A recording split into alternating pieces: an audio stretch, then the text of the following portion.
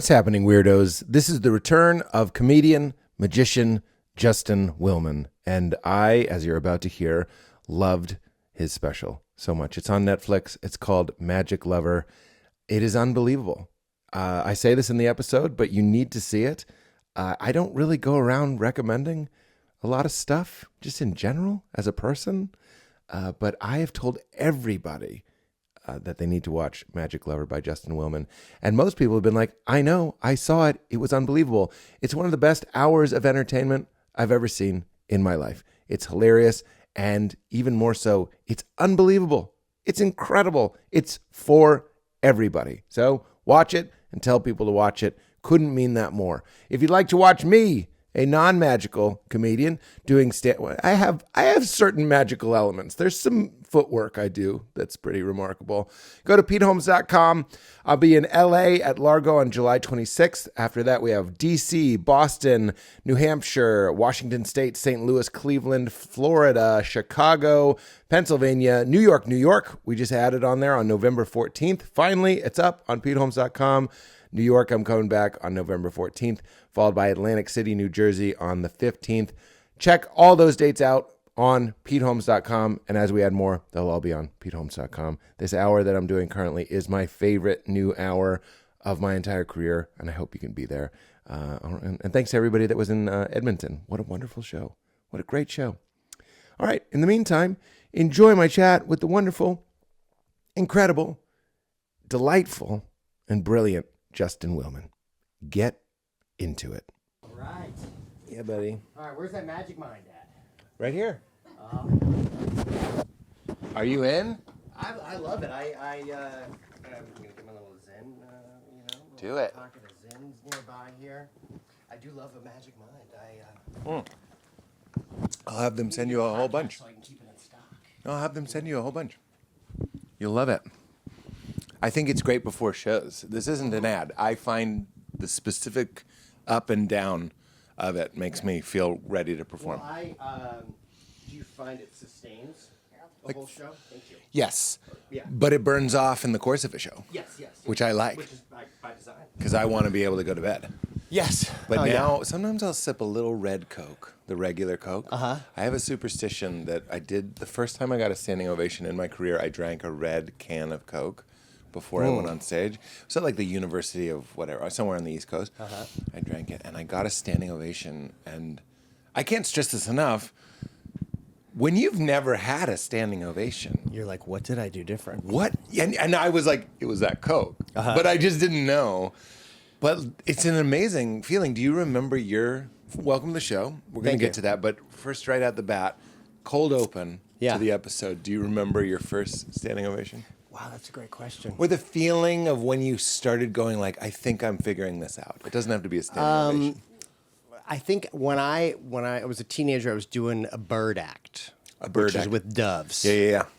In the style of Lance The Burton. Prestige. Yeah. Oh, yeah. Prestige. The Prestige, where the dead bird. You got to have a backup. Yeah.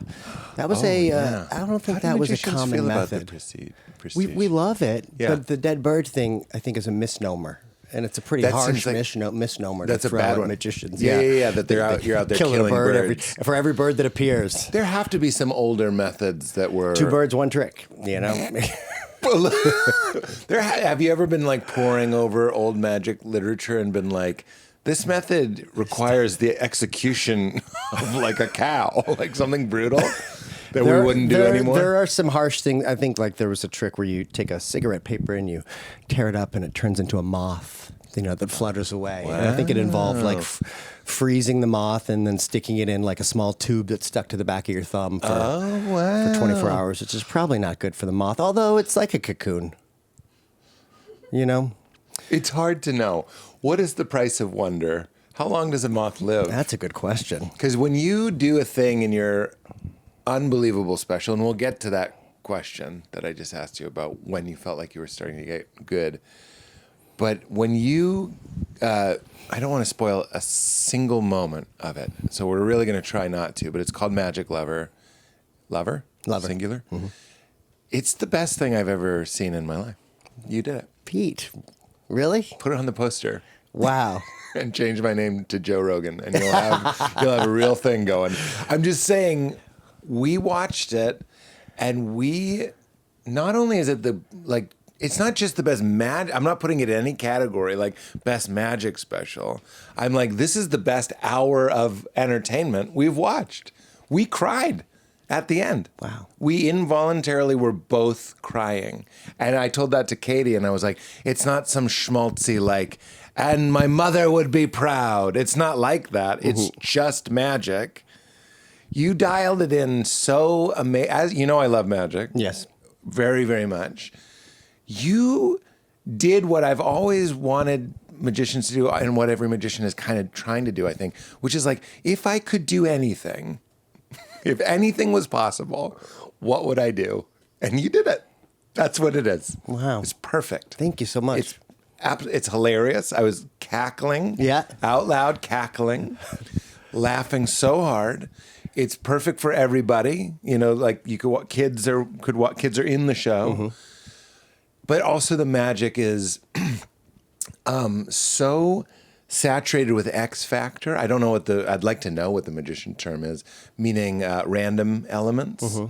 I know you know this, but like the show, it's not just there's things that go by chance that get folded. I don't mean, I'm trying to tell them. Yeah. Something happens that's random and it gets incorporated into the show in the same way that an improviser or a musician would use these like things that were like wrong or like clearly unplanned, and everything, it's an overwhelming experience of joy and majesty. Wow. It's unbelievable. Thank you so much. How does it I'm feel? really proud of it. Do you feel good about it? I feel really good about it. I hope so. It's really hard, when you know how you feel, the crowd feels when you nail a show, and there's no. That's one show. It's not being filmed, like when you're just out on, like how good it feels for them, and it's just the challenge of capturing that on camera for somebody on their couch is. I can't such a even challenge. imagine Yeah. the challenge of that. Is that one show? That was mostly one show. Okay. We shot 2 nights though. Yeah. Fantastic city, St. Paul. You shot your special I in did. Minneapolis, right there. Yeah, great people. Great people. It was cold outside. They had nothing better to do, so it was lovely. The Grateful Market, we call it. Grateful Thank Market, you. yeah. We're so cold. But Thanks for giving us something to take our mind off it. I was, I think I was able to get everything I was going for in there, I couldn't believe it. But you also seemed incredibly... In fact, that's my first official question. Let's put, when do you feel like you started to have it dialed in to one side? The number one thing I want to know is, how much do you make a year? No, it is heart rate. I anticipate your answer is, because if I'm thinking about doing some of the things you're doing, technically... My hands would start to shake, right? Is it just repetition? I'm talking about like, how do you stay calm? You're filming. I just filmed my new special. Sorry, I'm a little scattered. I'm excited. I was doing a set I had done 300 times, and I'm on stage, and I noticed that my leg was shaking, and I was like, "What? 25 years of comedy, and my leg is shaking?"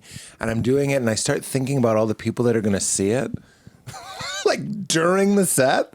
Second show was better. I wasn't having that issue. But I'm curious, how do you keep your hand, like Leo DiCaprio in The Departed, steady? I want to know what you do to regulate yourself. Is it just repetition? Please tell me everything. Well, being able to do 2 shows and have that second show was the first show a huge load off. The first show was good, but it wasn't.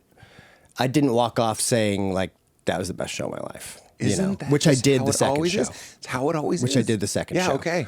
And in my head, like leading up to it, I've got all, because there's a lot of crowd work that happens with the people that I randomly pick, and these moments that have happened over the course of a couple years, like in my head, I'm like, oh God, maybe it would be great if they said that, or if they did this, just those funny things that you can't recreate. And I try to push it all out. I don't even want to call it crowd work. Your interaction with your volunteers was right on. Really, really funny. Yeah, it felt really... Isn't it great that it's done? It's so Can you just take a minute to be like, we're talking about it, it's done. You filmed it. Yeah. You don't have to wonder how it Because there's went. right when you walk off stage, there's like, it's a little done. Yeah. But then when the edit, you're kind of like, was it as good as I felt? Yeah. But I don't do tons of technically demanding sleight of hand. Yeah. I do a couple, like the bill trick that I do with which is someone's great. bill. I've been Did you doing develop that? Or? I learned that when I was like 14. Wow. Just like a very useful sleight of hand It's awesome. skill that like most of the things that I'm really good at technically I learned when I was a teenager. Probably that's a brain thing, right? Yeah. The tricks you that learn. I could, like if I tried to learn a new sleight right now, I mean we're closed. It's exactly like learning brain is picking closed. up the guitar now. Closed. Forget about it. Yeah. Forget about it. Yeah. I'm not that guy. The guitar guy at the party. But and forget like I always remember when David Blaine did the folding coin, but he did it so well. Yeah.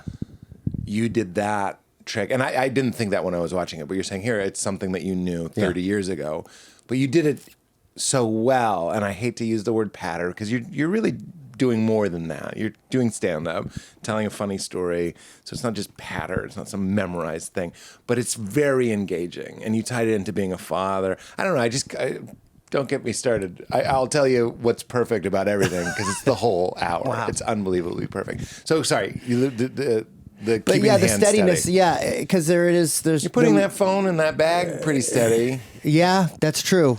I do have like when I'm on live TV. Yeah. I'll sometimes feel that annoying shake, and I don't know why. It's not like I'm doing something new. It's just something about that pressure. But the repetition, I think, is what helped me. I was also super sick. I was like getting over a really bad cold. I got all hopped up on antibiotics like the day before. Yeah, like that week. So I was losing my voice. So I kind of was already a little bit out of sorts. And so I just kind of went into a zone. I think I didn't really have, I was Look more at my concerned about face. not being sweaty, I'm shocked. I've been there. I've done TV sets full of Dayquil stuff, and yeah. Flonase or whatever it is. What's Yeah. the one? Afrin? Afrin, yeah. You got a mainline 3 days Afrin. tops, they say. Yeah. Yeah. I actually did stick to that. I'm proud to say. I think it's Nate Bargatze has the bit about his dad. His dad's been on for Use decades. it until you're done. Exactly. I'm blown away, and my mind's going a mile a minute. So please finish your answer to this question. I think there's something about I had all these. I just wanted to be able to have my voice last the whole hour. I couldn't get in my head too much about the minutia. I think I was comfortable that I'd already gotten the minutia worked out, and I could just focus on, looking not sick. Yeah, And- which you don't. You look great. Thanks. I love what you're wearing. You also, this is a very specific compliment. You're funny, kind of like how John Hamm is funny. Compliment. Oh wow. It's like charisma. Sorry, forgive, but like there's something hammy about it. I like that. Hamm. Hamm double M. Why? Yeah. I was watching. I was like, I think either you love John Hamm, but John Hamm would love you. I do love John Hamm. He's Yeah. also from St. Louis. He's Maybe from that's St. what it Louis. is. Maybe- There's a St. Louisiana. Yeah, something show me statey in the middle. There is. Missouri. So when you're doing live TV and you have that, are you doing anything to calm down? Are you doing breath? Are you jumping up and down? Are you just doing the? I'll do some push-ups. I'll do some things. Get the blood going? What I hate is the dry mouth. You ever get that? For sure. Yeah, I just did the Today Show last week, and I'm not doing anything technically demanding. But right when we're like 1 minute out, Chapstick. Oh my God. And do you fuck with Element? This isn't me squeezing ads in. I don't know if we have one. Element is it's basically salt water. It's potassium, sodium, and magnesium. Everyone's probably rolling their eyes, but I really do because I do ads for them. But I love it. I'll have them send you some. Okay. Wow. It gets you really hydrated. And before I'm doing a set, chapstick, so you don't have the dry. Because all that stuff looks like. Even if you're not anxious, it looks like you're anxious, and then you are anxious. Then you are You know what I anxious. mean? Yeah, like exactly. the crowd is like, this guy's anxious, Yeah. and you're really trying to. That's what I was going to say. The guy that you sort of hoodwink, let's say, in the front, Nick. I believe his name is Nick. Now I'm trying to White do hat magic. guy. Yeah. Not white hat guy. Oh, Andy, the money guy. Yeah. Wow. Yeah. Cheers. I mean, you still remember. That's amazing. Andy, who you say DJ Khaled. Yeah. I'm like, but what is it worth to be in this special? You know what I mean? Because he's sort of cheated out of some money without any spoiler. Yes. There's a guy in the crowd who's cheated, and that's one of your X Factor moments, by the way. It's brilliant. He says, "I have a hundo." Yeah.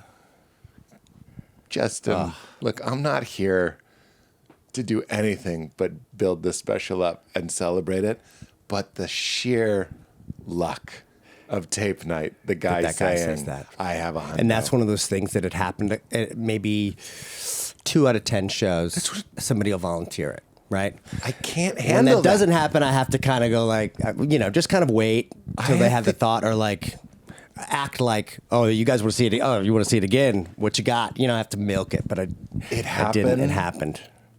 perfectly. Yeah. That was my question. Look, jumping all around. Couldn't be more excited. Just think it's the best thing in the world. And it's what a privilege to get to talk to you the day after I watch it. Everyone should be so lucky. It's so fun for me. But I was going to say, without giving, you're not going to give anything away. It's part of your job. I'm just saying, like, how reliable is that show? How many fail-safes are there? And I'm asking as the first category, magic lover. Magic lover, for sure. I had a fake thumb. You drop the thumb. You say, whoops, folks, I'm all thumbs. That was in the pamphlet. So it looks like you carry a fake thumb to do the I'm all thumbs gag. Yeah. People are like, that was funny. But it's a important part of your act that you just dropped. You have to have fail-safes. That's just my general, as a lover. Fail-safes? There's always fail safes. I mean, if I dropped a thumb, if I was using one, I probably would make some cheeky joke and then, hold for editing. Yeah. Hold that position, trim it out. But like the guy who guessed that there was a printer, right? Yeah. I'm trying my best to lead them down that garden path, Do shows ever happen where no one says it's a printer? Sometimes they're like, I think I know, and they'll have the cockiness that I'm like, oh, he's gonna say it's a printer. Yeah. And they'll say, that guy, and I'm, okay, he's your cousin. And then I have to be like, well, I threw a frisbee to pick somebody random. Well, can we address producers? that? At the Magic Castle, I had a guy go like, how do you do it? Producers. That's brutal. Hollywood, Is plant the most upsetting guess for a magician? Yeah. Is it? I imagine it is. Plant. It's a plant. Yeah. Meaning it's a person you know. You're throwing a frisbee, because the one that is in the best, highest compliment way, keeping me up at night. Meaning I thought about it most of the ride down. Again, as appreciation, I'm like, the Wordle guy will haunt me forever. So much so that even if you were like, I'd be like, I'd rather not. I'd rather have that. That one is a diamond. I'll never not think about it. And all 5 things fold in. And that moment, does that ever go wrong? Yeah. It does? It had over the course of the, Because that's pretty... 9 months I'm working on that one. It's pretty exciting. It's pretty exciting when it all... I mean, you can kind of power through. Like I had different ways of, doing the word gathering. It wasn't necessarily a Wordle at first. I really wanted to have something that felt like nonchalant and felt like that was it. And then it was a loose end that you kind of forgot about later. And I had different ways of trying it that were less predictable. Interesting. Let me let the people in. There's a guy at the beginning that seems like a throwaway, which I know is by design. It's something that great drama, all great movies will have some runner. You ask a guy to think of a 5-letter word. You throw a frisbee to him. He catches it. You go, we're going to play Wordle in real life. Think of a 5-letter word. You go, is it magic? And he goes, no. You're like, okay. And then later, whenever you're kind of like, and I never even for a second thought about turning the special off, but if you were, you might stop because you go, but what's that guy's that word? Wordle guy? Yeah. You do shoes. Is it shoes? Shoes, yeah. And that comes from genuine talk. It's not like in your act. You go, shoes. Is it shoes? It's because you were talking to a guy about shoes, bringing your work home, all that sort of stuff. So, and then you're going back to this guy with his Wordle in his head. And then you're worried, like, I was worried you were going to guess it, but he needs to say it. But at the end of the show, so after an hour of magic, there's something on stage baked in. Again, no spoilers, but there's something baked in it's done. It's set in stone. And you say, what was your word? He says what it was. This guy from the beginning of the show. And then you reveal that you had that word in a manner of speaking in an undeniable way. You're like, here it is. Actually, here it is twice. Right. So that guy is the difference between Val and I crying or not crying. Yeah. And you're saying it can go sideways. It could definitely go sideways. That guy could go to the bathroom and not be in the room when I need him there. You know, There's that happened once. That happened? What did you do? I think I just was like, where's the guy? Oh God, and I think I riffed until he came back, you know? So there's that can happen. They can also go rogue and like change their mind midway and be like, I think I'm going to think of a better word. I was going to say penis, like go for a cheap laugh or something. Yeah. But here's the thing. It's like with the, just was it magic, and no, okay, that would have been cool. Like, I think by establishing the tempo early that, okay, like in the back of their mind, the audience is thinking, well, not every trick is a trick. Some of these are just for fun. Okay, I can get on board with that. I see. So it's like when a promise of a trick ends in magic, it's like, yeah, awesome, that's what I was hoping for. But when it doesn't, if I've established that, it's not like a fail. See. It's not like it's kind of like that Amazing Jonathan tempo where it's like some things are just stupid gags. Okay, well then this line of questioning has really paid off for me because that needs to be that's the fail-safe. Celebrated. Because it's not just a fail-safe. A fail-safe is like you created an environment in your show that allows for you to have things not work out perfectly because then it will be comedy. Yeah. But doesn't that embolden you to try crazier things? Yeah, like if you really were being like, and I love David Blaine, but if you were really going like, I'm in a trance right now, you know what I mean? That's like more of the eyeliner style. I'm not saying he's wearing eyeliner. I'm just saying like the ancient kind of like mystique approach to magic.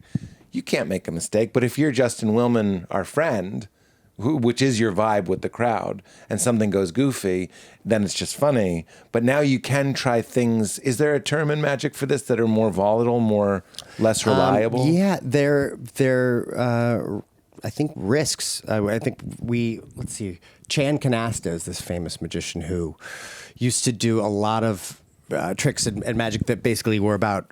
There was a high level of risk involved just in it might not work. Not like he might not life or death, but just, there's 3 stacks of cards in front of you. And so you're retracing it in your head. You're like, I could have changed my mind. But he's subtly kind of nudging you in different ways to the path he wants, whether it's a force or whatever. Right. But you could go rogue at any time, and he has to then kind of jazz his way back on track or be completely off. But when it does work perfectly, it's impossible to like retrace. And I think... But don't you see the beauty of this? Yeah. You're risking your humiliation for another level of our delight.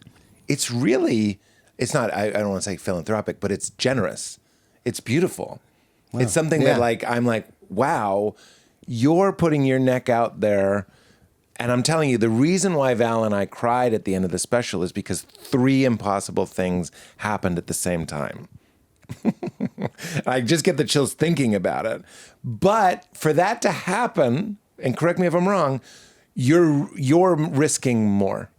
Yeah, you could be hurt. Sure. Your feelings, and if you're like me, if something goes wrong, does it stay with you? Like if somebody does go rogue and he changes his word or whatever it is, does that hurt you? Is it like unpleasant? Even with like a fail-safe where I feel like there's a way I could, cover up the thing that didn't work and the audience may not know about it. I normally just feel like bummed that I robbed the audience of the full potential of a thing. Yeah.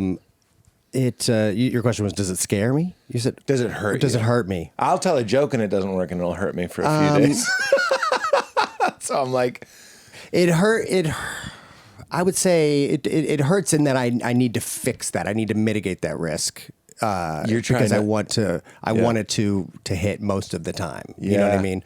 Just like Hundo Guy. It's like the audience will enjoy the path with this guy the same if I had to kind of coax $100 bill out of somebody. Right. But It's so much better. But yeah, because I think that's the thing. It's like if you make it so perfect, though, if I took huge risks and it still worked, I think the problem is people will only have a plan, that it must be a plan to track back to in their head. We've probably talked about this last time. There's a thing in magic. Too perfect theory. Too perfect. Is this a thing? Yeah, yeah. Too perfect. Too perfect. Even if I could make that vanish while you're looking at it, we kind of like it more if I put my hand in. Yeah, it just gives us our brains some scapegoat, something happened when it was obscured from our vision. Yes. Or if it's just a mystery. Yeah, Justin, name any card, and I said 7 of hearts, and it's a 7 of hearts. It's kind of like, okay, if people are watching that. Oh, Pete's in on it, Justin's in on it. You know what I mean? Or there's no process. Even he got lucky. Like they'll go like he just got lucky.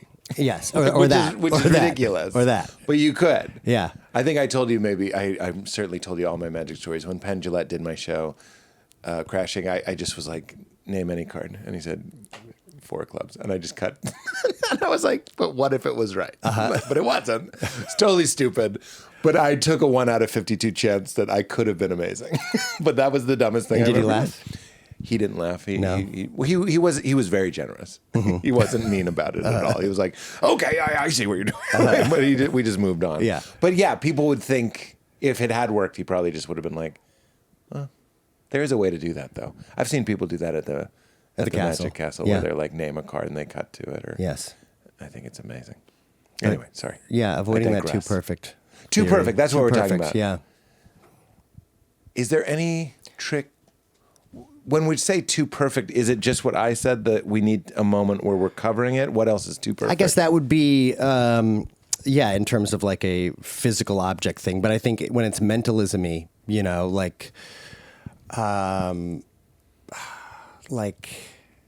tossing the Frisbee to pick somebody. Like if I didn't do that, if it was just like, you do this, our brains are going to retrace back and be like, oh, he picked the guy, So I've tried to add the Frisbee toss. Yep.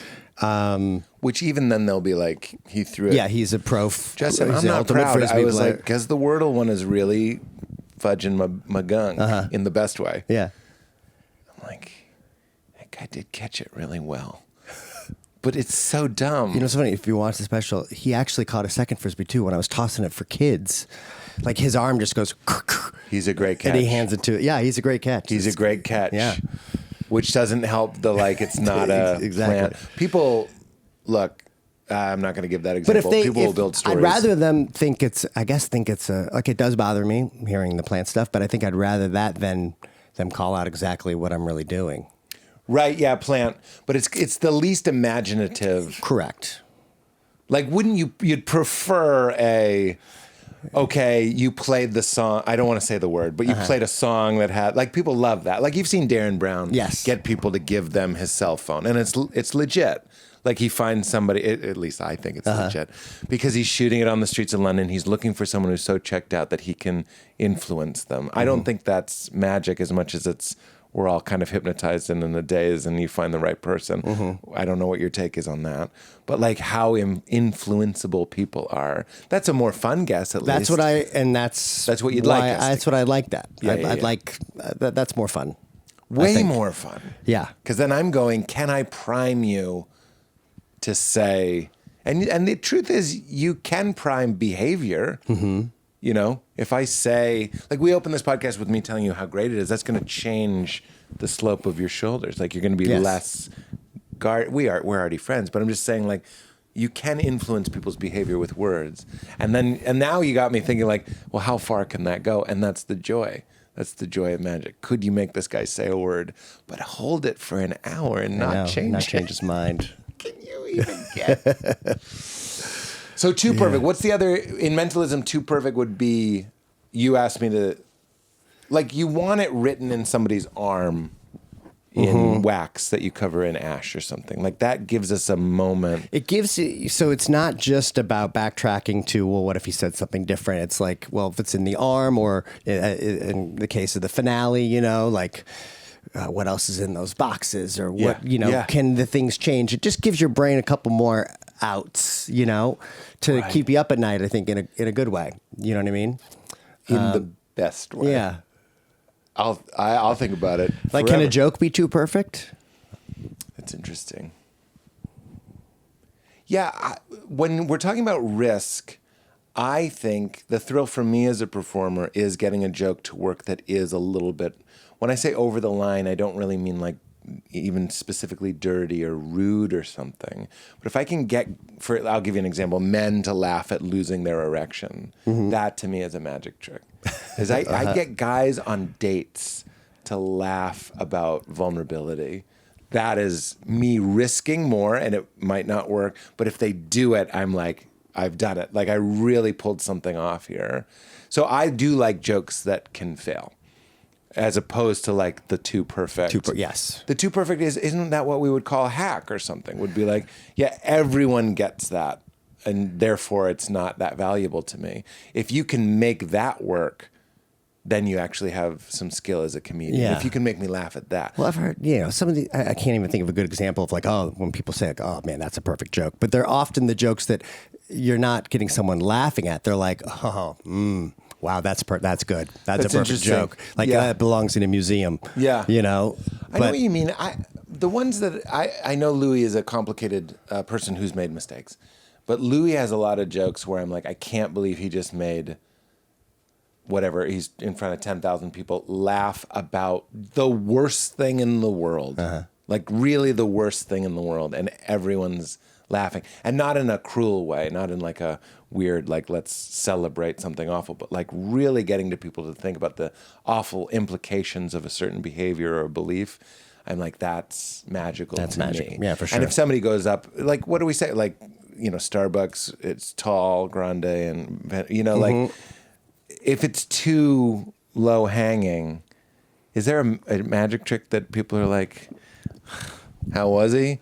Let's just say he did the ambitious card or whatever. Is there something like that? There's a lot of those kinds. Oh, really? For sure, yeah. Crowd pleasing, stupid, not technically difficult tricks, but that everybody loves? Yeah. I mean, I think it's like, and I used to do lots of those. Like, I actually love the ambitious card. Do you remember when I used to have Siri talk me through doing a trick with a banana?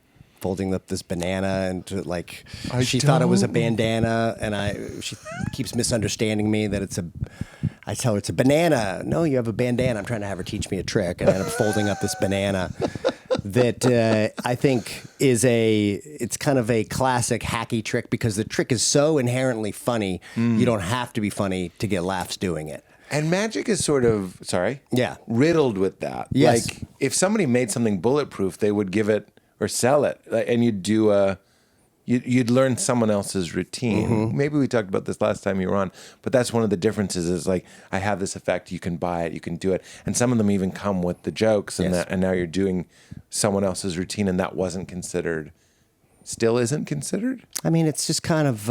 is that changing? Considered kosher, you mean? Like, I would say it's fine. But it kind of is a little limitation ceiling with where you can go. Like it took me a while to realize, you really need to, like, you can take those store-bought things, but if you can make them about something that feels really, really original, then it kind of makes it original. Well, isn't that what you did? Because we've seen the paper bag with the nail, and we love that trick. Yeah. But one of the things you've always done is you take what's in our culture, and so now you're doing it with people's phones. And tying it into like screen addiction, which really now we are leaning in. But is that what you're saying? Like you're reimagining? That's a good example where you're reimagining a classic plot. A roulette. A roulette. Is that what that's called? That's kind of like they call this the smash and stab with the spikes. I don't think I've ever seen that trick and been like, I think it's going to go bad this time. This is the Have time. you seen it go bad though? Does it go bad on YouTube? Yeah, there's a lot of videos of it going bad.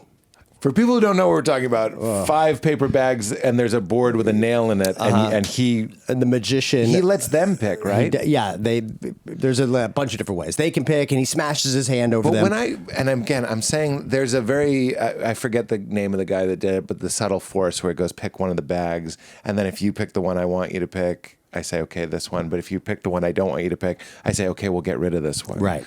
So that's a great technique. When I watched you doing everything that could have been a force, I had zero guess as to what was going on. It's just pristine. Thank you. Just pristine. including and especially the trick with the phones. And I was just like, I kept waiting for you to be like, number one. Okay, we'll get rid of number one. Right. Never. You with the wallets. You pick it. That's the one. You even say it. You go, you pick it. That's the one you get. Yeah. And I'm like, this is like 2025 shit. Right, This is like right. magic for people that have seen magic, people that like magic, people like me that want to study magic. It's just, I can't compliment it enough. It's unbelievable. But he puts 5 phones in a bag and he's smashing the narrowing it down lady's to phone. one. It's unbelievable. And that one, in my case, if it went wrong, and it could go wrong, it would be purely my human error. Really? Yeah. And I've been fearful of it. It is luckily not. I've never accidentally smashed somebody's phone.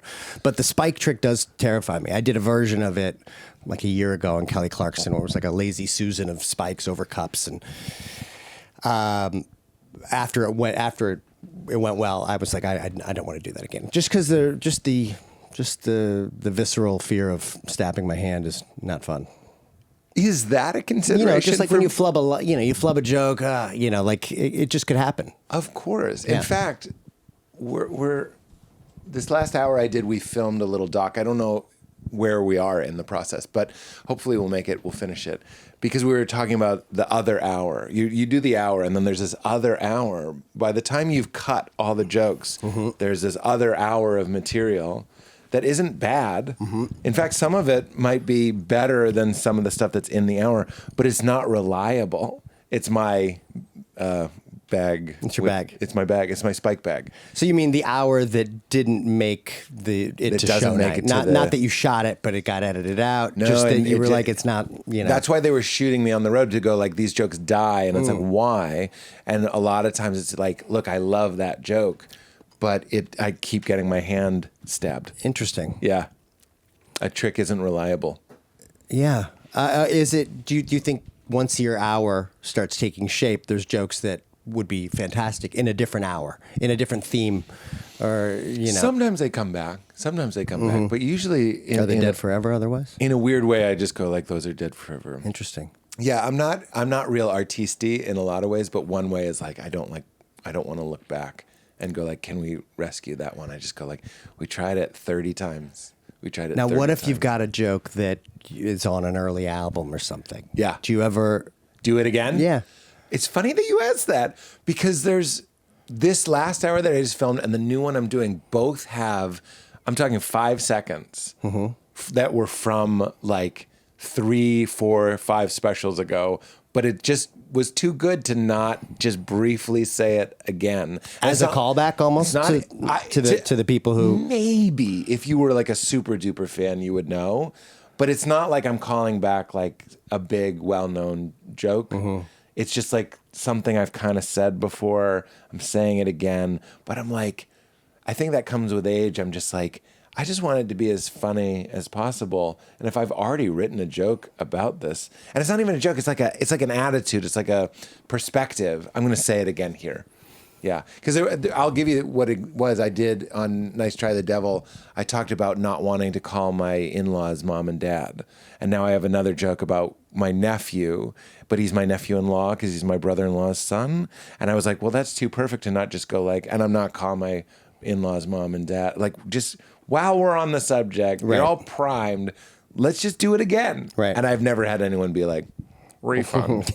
Come on. It's good. Where were we? You reimagine. We were talking about, I was wondering if the standard has risen for magicians of your caliber to write their own stuff. And it seems to be the case. I think so, yeah, for sure. Yeah. I found that I never, got the opportunities I was looking for until I did the hard part of getting rid of those easy laughs that weren't mine. Oh. You know what I mean? And coming up with what's my take on things. Yeah. Yeah. Which took in magic, I think you get this false sense of, you get to coast on the art forms, the hard work that the art form has done for a while. And people see magic show infrequently that they don't know that that you didn't invent that trick. You know what I mean? Right. There is the Magic Castle, but people don't go to there aren't millions of magic castles, and people No. don't go to magic like they do comedy, Correct. right? Or So see it even on TV, you know. They don't see it as much. I mean, how few? I Right. mean, and I love magic. It's you and I said Darren Brown and Derek Delgadio, and like it's few and far between that you get a magic special. Right. Was that a big moment? That was a big moment. Yeah. Because I grew up on at Thanksgiving, the world's greatest magic specials that would be on TV, Yeah. and Harry Anderson was a big influence. He had a comedy magic special back in the day. Do you Harry remember Anderson, him? did he write the memory book? No, that's Harry Lorraine. Oh. Couldn't remember Harry, which Harry couldn't it remember was. which Harry. Classic. Both Harrys. I read the memory book, and we'll get to Yeah, that. We'll yeah. get to that. You salty dog. Just when we wanted a feat of strength, your special goes, and here's a feat of strength. It's brilliant. That's so funny. You say that. Couldn't be paced better. Oh, thank you. Couldn't be paced better. Yeah, Okay, for a keep while going. I was introducing that bit, like every Netflix said every successful magic special has a stunt. You know, what are you gonna do? You're gonna Wait, is that real? No, but I used to set it up like David Blaine would be frozen in a block of ice or Yeah. hold his breath. Harry Houdini would get straitjacketed and jump into a lake. Yeah. I was like, no one ever wants to see a wet magician, you know. So let's try a memory feat. But Harry Yeah. Lorraine used to memorize everyone's name. Everyone's name, yeah. Yeah. He did So- that on the Tonight Show thing with Carson, like everybody in the audience. See, you and I know this. Yes. But most people don't know that. And so when they see Most people think we're talking about Carson Daly right now. Like, they don't even know. what I'm saying is, what a brilliant choice to bring back, but your own take of much, in my opinion, crazier take. So you're doing the lineage well. You're heightening this. I'm just going to say, can I say? Yeah, say it. So on the special, Justin demonstrates that he can say where you're from based on your zip code. Right. And we're talking about Harry Lorraine, who did his own version of that, but it's actually way different. It's like, you tell me your name, I'll remember your name. And he Right. would do it with 1,000 people. And then he wrote a book called The Memory. He had a bunch. Mind Power Now or something. Yeah, but yeah, a bunch yeah. of memory. And he talks about books. the Memory Palace. Yes, yes. And I read that book, and I used to do it. I would memorize the 50 states in alphabetical order, and the way that you would do it is you'd make some sort of story between one thing and the other thing. But what you're doing, again, I'm not looking for the technique, 40,000 zip codes? 41,000. 41,000? 41,000. It fluctuates a little bit sometimes. Yeah. 41,000. So Val and I are watching, and I'm like, this isn't a trick. This is a feat of strength. Right. He's doing a thing. Is that correct? Yeah. Can I do it with you without you feeling on the spot? Yeah, let's do it. 93023. 93023. 93023. Ojai, California. Cheers. So what is happening 4 blocks right from now? your house, there's a sound bath, I believe, right?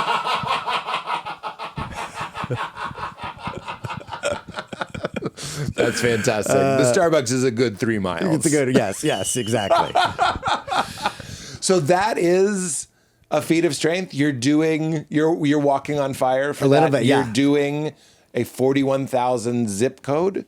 Memory Palace. Memory Palace? Little mnemonic thing. I mean, It can't be a memory palace. not really a Memory Palace. There's I don't even know what It's to like call people it. that memorize pi. Kind of like that. Yeah. Yeah. There's obviously they're designed to be memorable in some way. Correct. Whereas pi is not. Pi is Whereas pi just is this not at random, all. non-repeating. But people do have like a weird affinity towards pi. Yes. And when did you notice? When did you first all 9 kinds consider- of pi that Harold loved best. When did you first consider this will be my thing? Really, when you were like 14? Well, it was the thing I was obsessed with as a teen. But then I was doing colleges. I was doing NACA.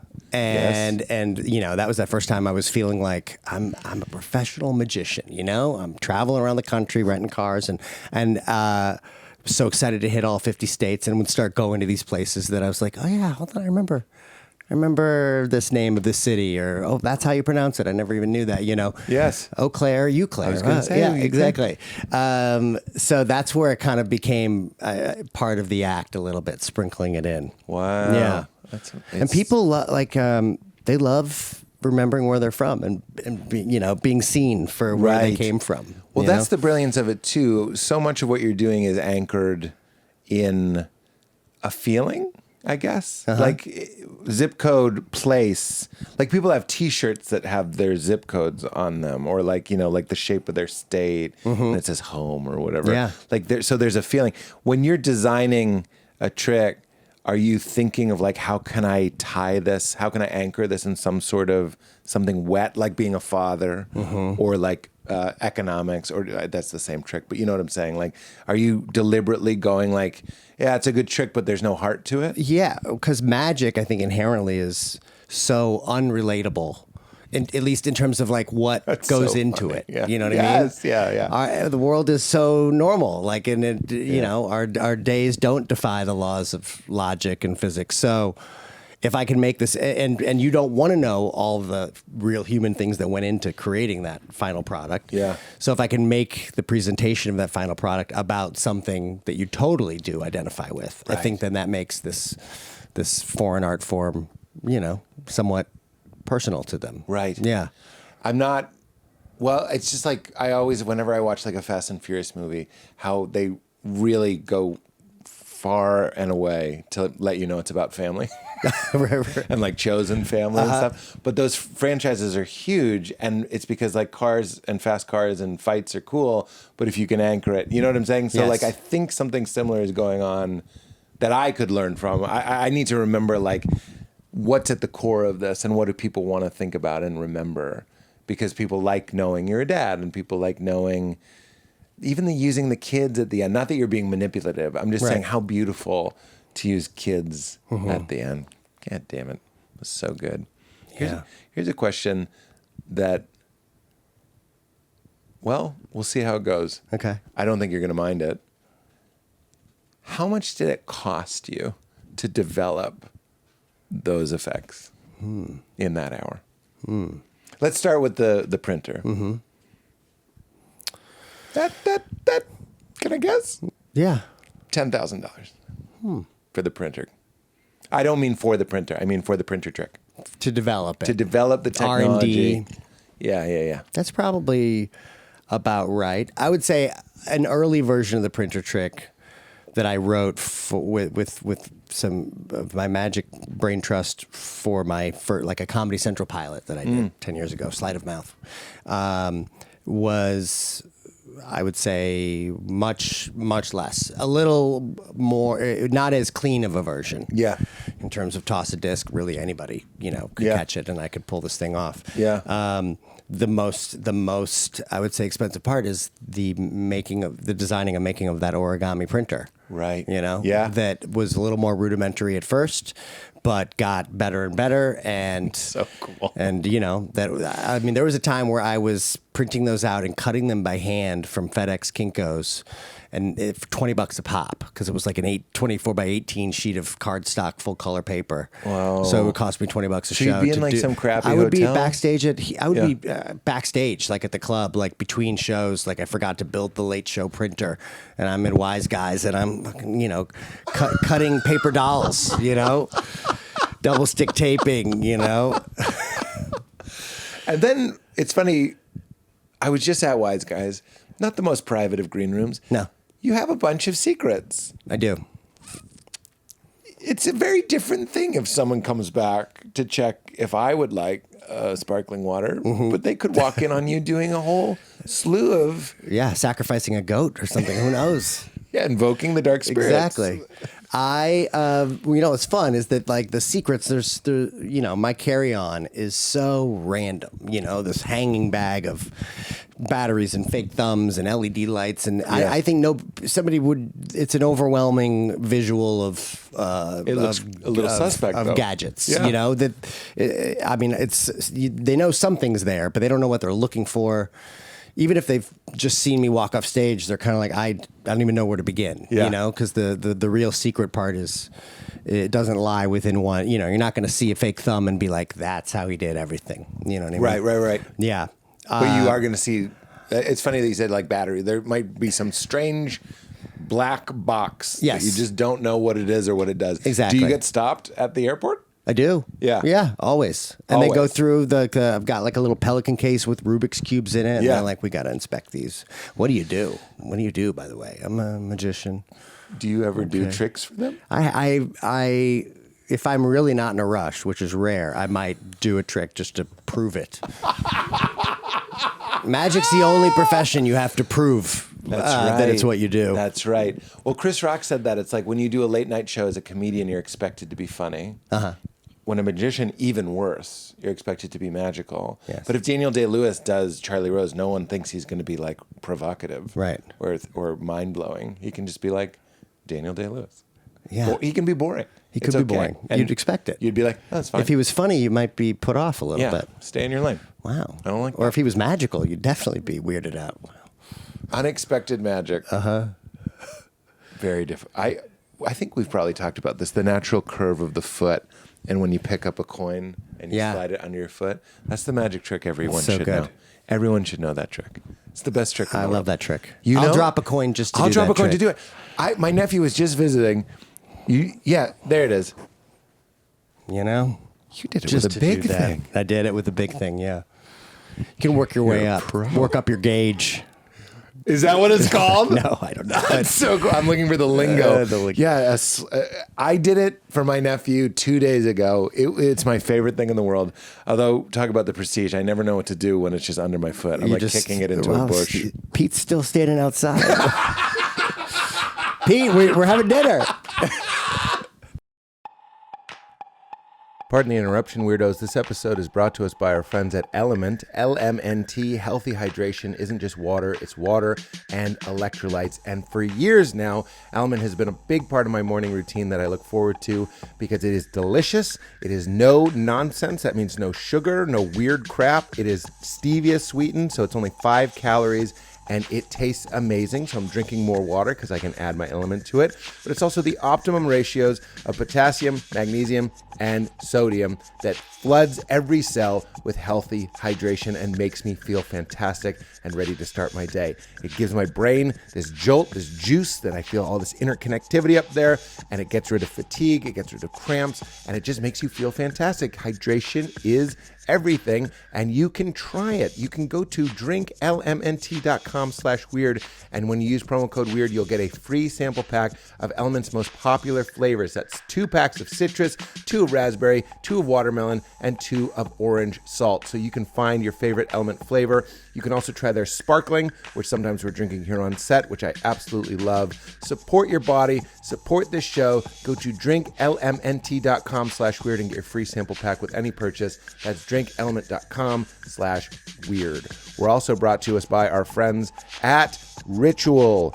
I've seen so many TikToks going around about people talking about big secrets, proprietary formulas, the go-to supplement, but it makes me wonder, what is real and what is snake oil? And I am so happy to say that Ritual is the most reputable and transparent company that I found. I've sworn by them for years. I love their Essential for Men 18 Plus multivitamin because it is science-backed and made with traceable and bioavailable key ingredients. They share their source, their supplier, and the scientific research backing each active ingredient, so you know what you're getting and you know what you're putting in your body and you know why. As I say every week, I love the gaps that it fills in my diet. I saw the difference in my blood work before I took Ritual and after. I love that it's gentle on my stomach when I'm fasting because it has a delayed release capsule, which also means it's getting into your lower intestine, which is where it can actually be absorbed.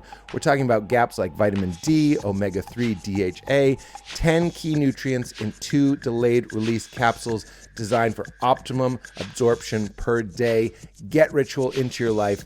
Feel ready to start your day. Essential for Men is a quality multivitamin from a company you can actually trust. Get 25% off your first month for a limited time at ritual.com/weird.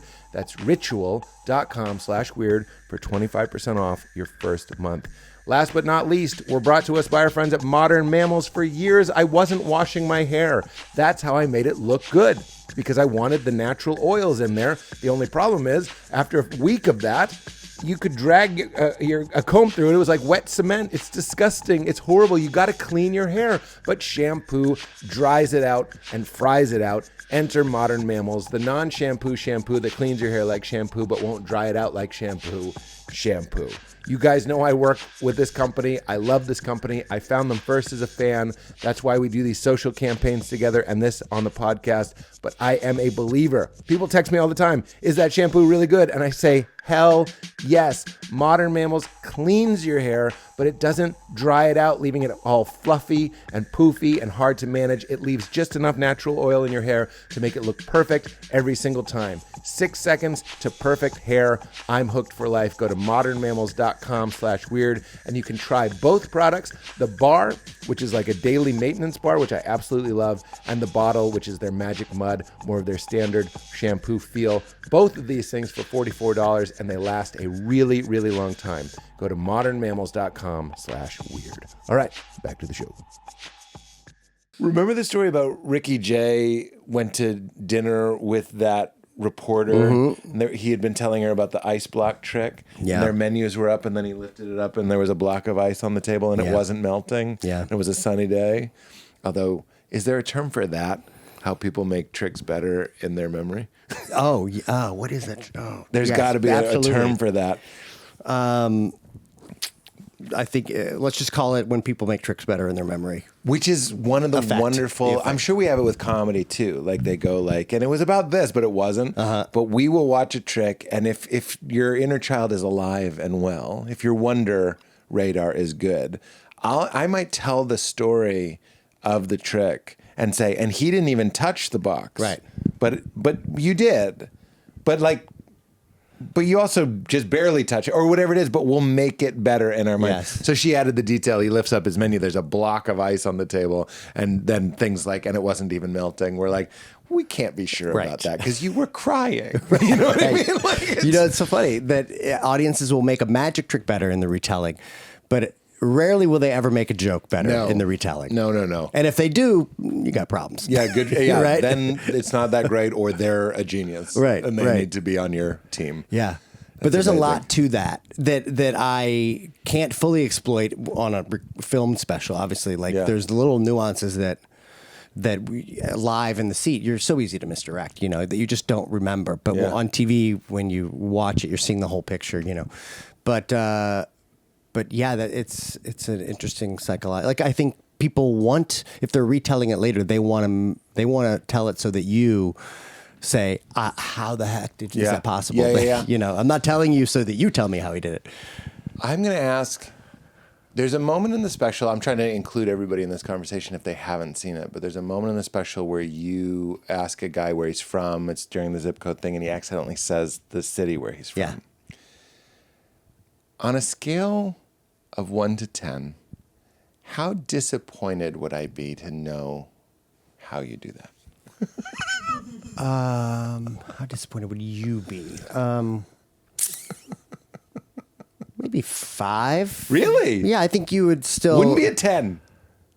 No. Okay. 10 being the most disappointed? 10 being so disappointed. Oh, 10 yeah. being... I'm not even 10 saying would be it. a plant. 10 is planned. Yeah, no, so not planned. 5? Yeah. I'm amazed. Yeah. I'm mad. But there is something to the lingo I use there. Yes, well, that feels like a Darren Brown, give me your phone kind of thing. Do you know him? I do. Would you agree that it's legit that he gets people to give him his phone? I would. Well, now I'm having you talk out of school. I don't know if I've seen this specific video, but I've seen ones where it's in a crowd and he goes, magic is everywhere. And, but it's literally, it's a very, very busy day in London. And he finds somebody on their phone. This is why I think it's legit, is they're like dazed. And he goes, this would be key. I'm going to make the trick better than it was. Yeah. But he goes, can I have your cell phone? And you don't mind if I keep this? I'm going to keep this. And the guy's like, sure. And then he walks and then he stops and comes back and gets it. But he does for about 15 seconds give a guy his cell phone. And I'm like, yeah, people are pretty unconscious, like on autopilot, maybe. But you see, I'm a believer. I would say, not really knowing what he's actually doing, that there is a likelihood that a certain number of people will just do that, based on the way he's doing it and saying it. And then you film it. I would The say variable- that there's probably things that he could goose up the reliability of that bit goose a little it bit, up. because he's also a hypnotist, he's also got a Right. lot of, NLP, like all these things. I think that's What's NLP? neuro-linguistic programming. Oh, okay. The way people can, build rapport or mirroring, Right, the certain, right. just touching, tapping. And that's not just... That is a psychological tactic that I think can help Yeah. certain things. Yeah. Yeah. But I would say he can get people to forget their name. I'm sure there's a miss rate too. There's We're times back where it to doesn't work. The greater the risk. Exactly. The greater the reward. I was going to say the greater the risk, the more noble you are as a performer to try doing it. Which is quite a reward Yeah. if you think about it. So you're goosing that guy. It's only Goosing a 5. it. Thank you for answering that Yeah. question. So you got the special, and has this... I mean, I saw on Netflix it's got like a most liked, which I've never even seen before. I've seen like recently released or top 10, but this one, like, people are watching it and Liking it. taking a moment to be I guess like, it's a we thumbs like up this. thing. Well, I give it the double thumbs. The double, thank you. Double the thumbs. super like. And then I dropped one. It's a dumb callback. But like, All so thumbs. people, I think what's happening is people are watching it, being blown away, and then like, it really seems to me we're like, more of this. You know what I Yeah. mean? Like when I watched it, I said to Val, I go, it's so much better than I said it than stand up. I was self-deprecating. I was like, this is so much better than what I do. I'm not even putting myself down. And Val was like, no, laughing is magical too. But I was like, it's just so amazing. I was like, it really is.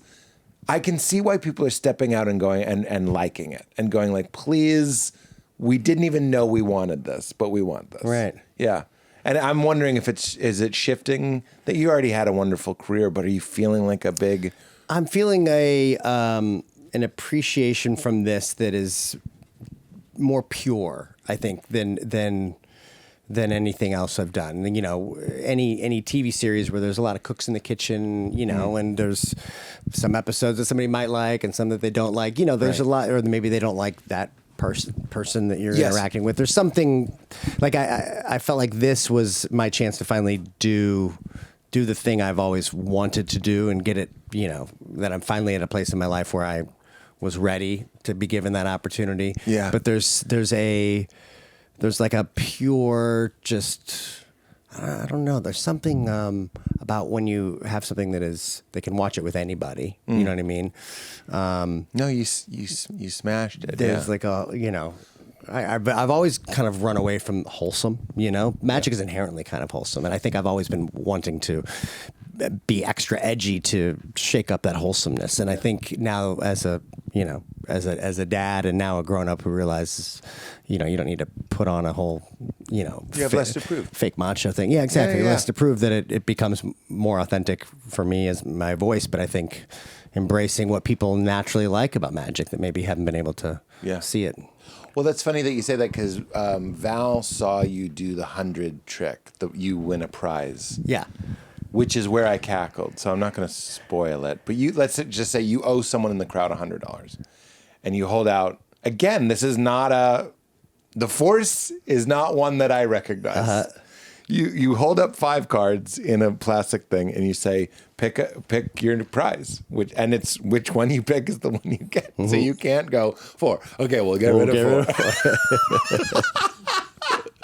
He says 4 and you say, okay, 4.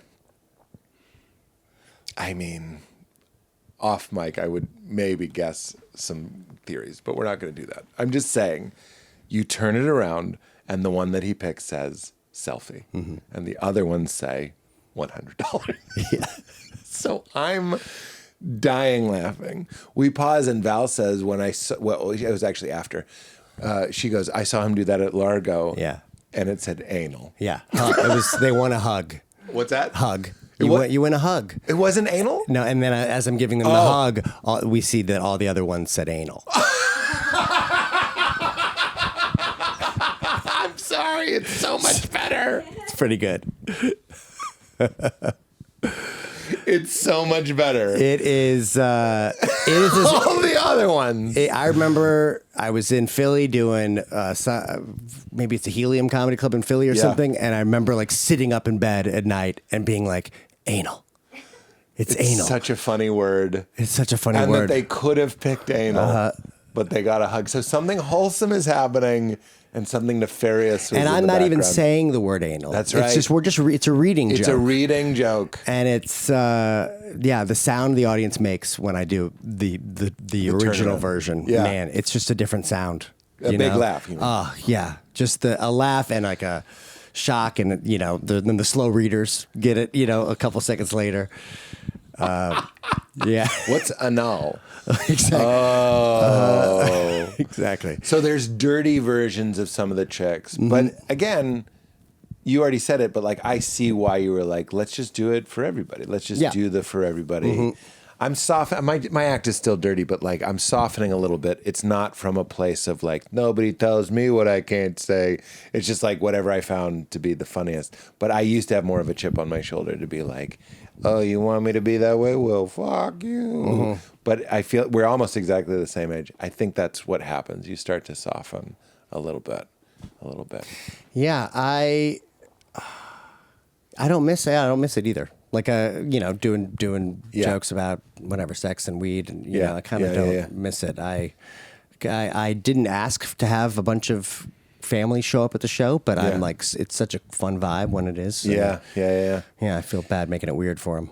And now, do you do a lot of corporates? I feel like you're going to do a lot of corporates. I've always done a bunch. I haven't done. I'd love to do more. Yeah, but I do enjoy doing them. Get you more corporates. I'm like, I hope so. Disney corporate. Yeah, that's Mars M&M corporate. That's and Xerox I can rock a corporate. I do actually enjoy them sometimes. Get the CEO up there and take his phone. Exactly. That's the goods. His work phone. His work phone. Exactly. Yeah, that's so good. But that is something. Is that the path now? Are you doing theaters? Are you doing I'm doing clubs? theaters that are, 1,500, 1,800 seats, Yeah. But in certain markets, those are really hard to sell. Like, of course. It's so strange sometimes.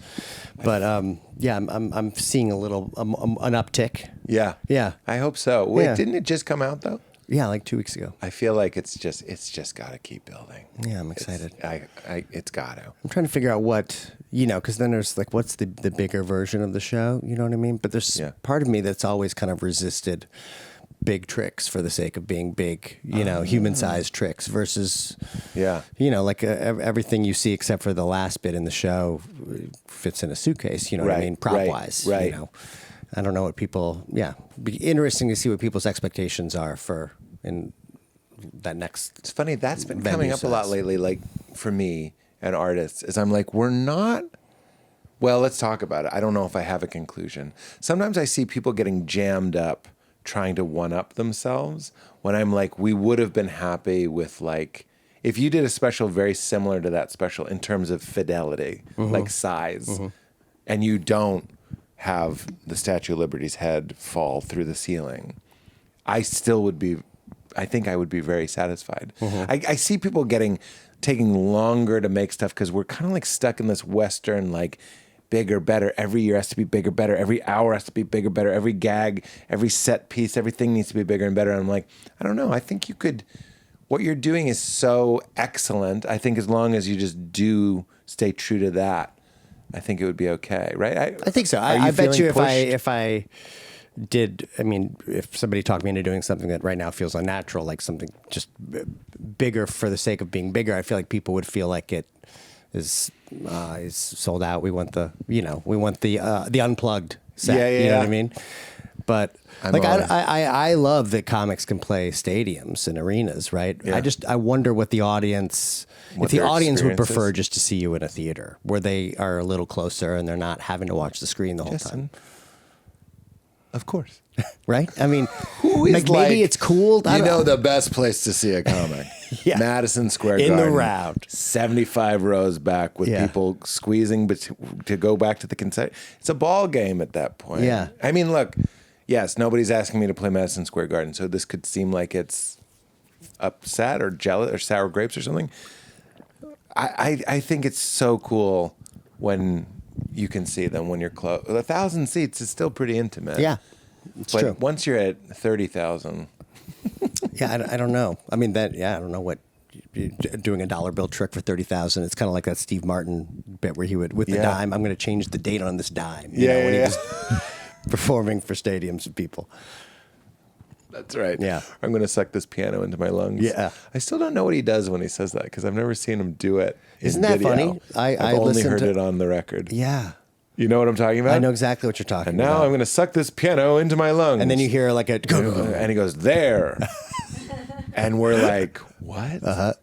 I still don't know what it was. I don't want to know what it was. You'll never know, yeah. I'll never know what it was. I'll never know. Tom Petty's from Florida. That's right. Oh. I think about that all the time. If you can write a joke that sticks with people, it's That's very a good meaningful. one. Mm-hmm. Do you still go to the castle? Yeah, every couple months or when somebody wants to go. Yeah. I ran my hour at the castle 2 weeks before we shot the special. I did the full Palace show myself and did it 21 reps in there, which was really helpful.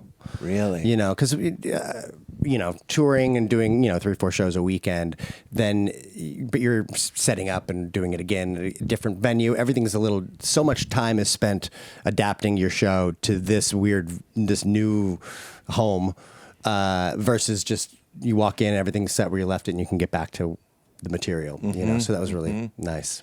That's great. And are you feeling embraced by the community? Yeah, I hope so. yeah. It has to be like a rising It's tide. been an interesting journey with the community. Really? Yeah. What? In what way? Magicians are a bit of a jealous bunch. Oh, wow. And magicians have, there's plenty that magicians can find at fault with other magicians and, other magicians who are seeking the spotlight, and more so probably even than comedy, just because I think there's fewer that break through. Yeah. You can have a bunch of favorite comedians, but people rarely say, like, let me tell you all my favorite magicians. No one's ever said If that. you can name 3 working magicians. Living magicians. That's incredible. Yeah, exactly. No. Who? No. David?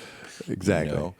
Did I ever tell you? Okay, let's get back to that. Did I ever tell you the story when David Copperfield is doing his Vegas show? Somebody told me that they mute his mic when he's not doing the act because it's so dialed in that he'll do an act. Part of the act he'll be like, and this woman is going to be transported if we believe. And then they mute him and he goes, Caesar salad, chicken, no, ahi tuna. Like he can just yell his lunch out. He's multitasking. Yes, he's thinking about what he wants to eat after the show. Because he's done it so many times. Yeah. How badass. And kind of like, it's 2 things at the same time. It's a guy wanting a salad and a guy making a person disappear. Yes. And that is comedy to me. Right. He's like making us think this woman might die in a tub full of eels. And we he's can also see his like, lips moving, too. We're like, oh, he's reciting the chant. The incantation. That's how it works. Looked like Caesar with ahi. Don't order Caesar with ahi. A woman will die. Okay, so that's really interesting. I've never really considered that in magic, how many that level magicians are there? It might be 5. That's just a totally random guess. But yet there's still hundreds of aspiring magicians. And there's a lot of great magicians. And a lot of great ones. Yeah. And then they might get bitter. So this is where the jealousy kind of kicks in? Yeah, well, I think like a tall poppy kind of thing, Tall poppy? You know that No. that phrase? No. I heard this when I was in Australia, that Australians kind of, give people like Australian actors and comedians who come to the States and become big, because the tall poppies, you cut them off. A field of flowers is more beautiful when they're all uniform, right? So anyone tries to rise above the rest, they try to cut them down. You know what I mean? So I think they call, the tall poppies are like, what do you think you're better than us? Yes. You know what I mean? Exactly. You think you're worthy? Your whole hometown can sometimes feel Exactly. like that. Exactly. Yeah. But now, but now it's folded and in? I mean, I probably deserve like doing material that maybe wasn't acting like I was all that, but doing material that was, that magicians maybe know is more derivative. That disconnect, I was maybe worthy of a little bit of eye roll, but yeah. But now I feel That's a lot all of of love. us, that, And I mean, I probably. I mean, you tell me, it seems to me to be a magician or a comedian, and let's just call that an entertainer. To be an entertainer, you almost have to have a certain swagger that could be off-putting, especially when you're not very good yet. Yeah. Like, I remember when I was an open micer, we all had websites. It was like www.steve, like whatever, funnysteve.net. And it was like flames, and the guy's got 4 minutes. You know what I mean? But like, you kind of need that to embolden you to keep trying. Even if we don't even have we kind of quell that swagger, you still have it in your head, because if you're trying for that thing, Right. That's right. We all think we're crazy enough to be worthy of Yes. people who we've success. never met knowing who we are. Yeah. You know what I mean? No, I'm with you. That's why I remember in the documentary Comedian, the reason why Seinfeld liked Orny Adams was because he didn't keep those thoughts to himself. So he was the transparent comedian. Yeah. But he was like, that's how we all feel when we're starting out, is we kind of think maybe we'll be great. But you should keep it to yourself. So now, was that because you started developing your own stuff and all that, or just got better? I think I just got better. And then, time, building a body of work, and then enough time happens where, I mean, David Blaine, when it first came out, magicians hated it. Really? Hated him. Thought he just couldn't believe how famous he got for doing tricks that they could buy at the magic shop. Yeah.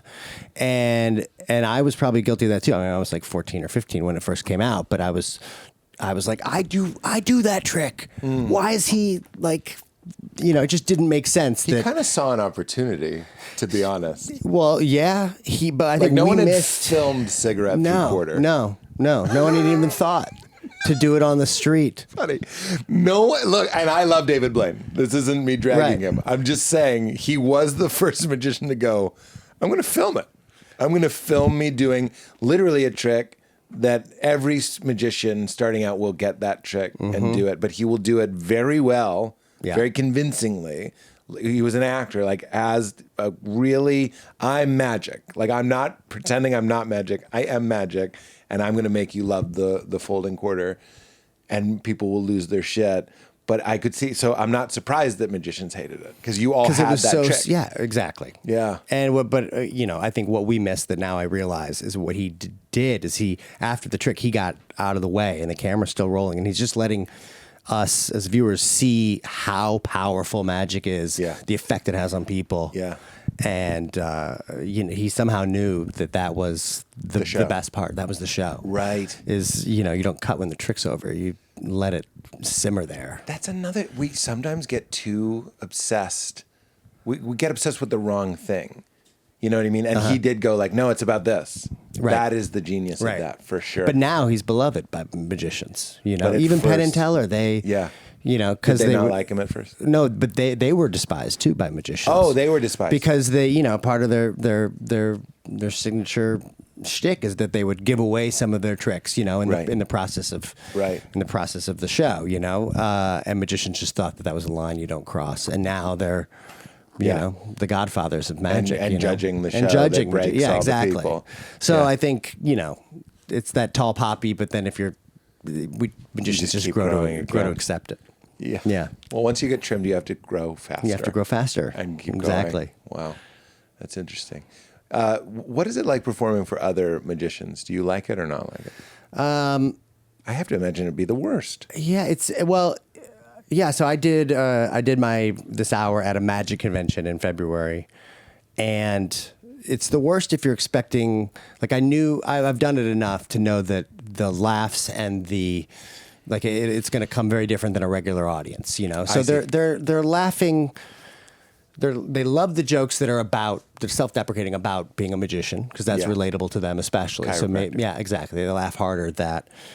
Great joke, by the way. Thank you. The jokes about just fatherhood and life, they don't laugh at, because I think in a sense they're kind of like, It's like it just didn't give them. It wasn't about magic, and there wasn't a trick, so it's kind of like not what they came for. You know what I mean? Right. And the magic tricks themselves, magicians react.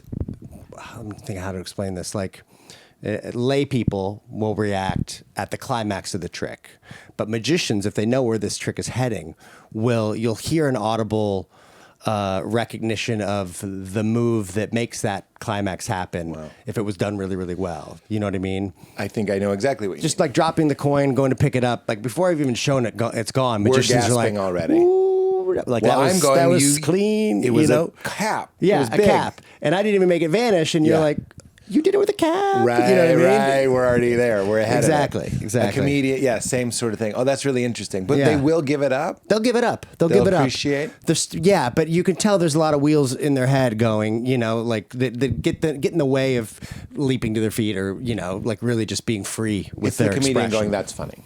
It's exactly. That's you know, exactly. That's good. Exactly. That's good. Yeah. Or I forget, who was it? Taryn Killam would go, Mulaney would go, yeah. That's how you knew something was funny? Yeah. Yeah. It just made him think. Oh, interesting. Interesting. Yeah. Okay, one last dork out question about your final trick Yeah. in the special. It's so obvious, but I really want to know. Obviously, the word is different every show. Uh-huh. Get the fuck out of my face. Well, there's only can't handle if you. people watch the special. There's certain words that tick all the boxes that need to be ticked for it to be a contender for that. I see. You know what I mean? That Because work. the wheel So, can only spell this many.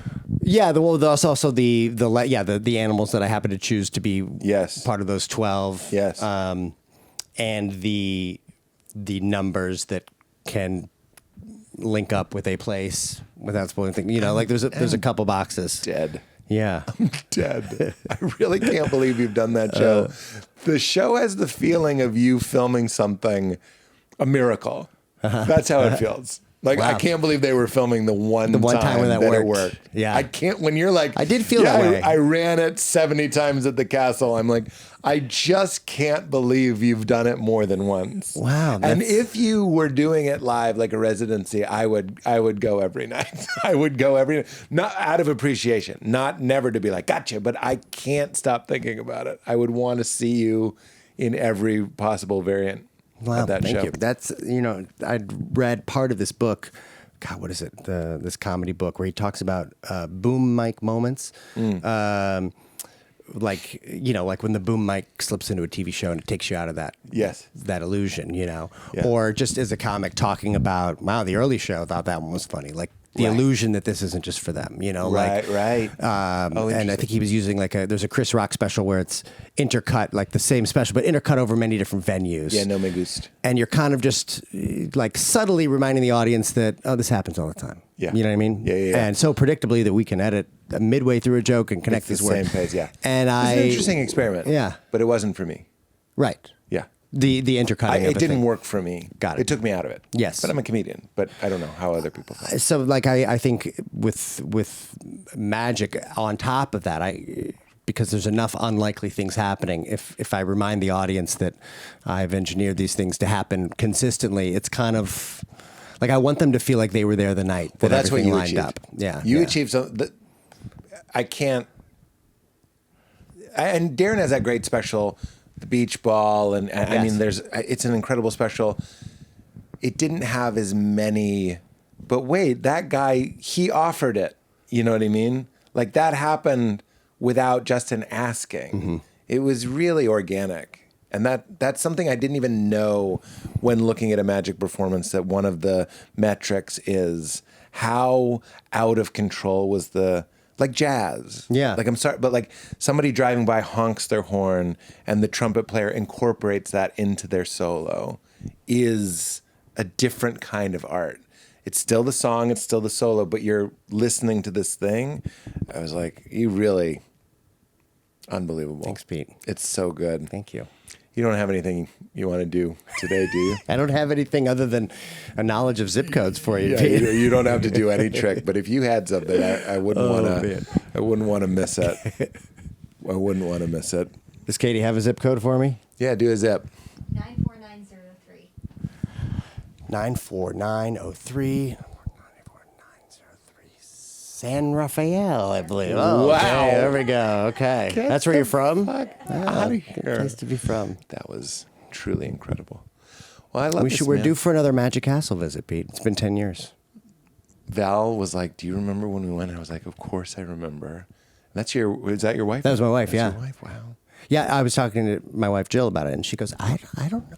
I don't know if they were even official then." That's what I'm saying. Like, Right? that's a long Yeah. time. Yeah. Our kids weren't around. Weren't around then. And now you have a kid. Two. I'm sorry. And you have two? I have the one. You have the one. Yeah. How old is he? So hard to say. I'm just kidding. That's my joke. You can use it. Yeah. That's So that's hard my to say. patter. You can use it. I think it's comes so with the hard trick. to say. I've been dialing that in. When people say, "How old is your baby?" and I go, "It's so hard to say." So hard to say. I've been trying. I go, I don't know. That was I tried that for months. Didn't really work. Val was like, people don't like that. But it's so hard to say. Is the most reliable one. That's good. It's a girl, and she's 6 and a she's half. 6. Yeah. Oh, wow. The thing, My son Jack is 6.5. Yeah. isn't it? October, She's September. September. She's Yeah. a month older than him. No Wow. way. Cool.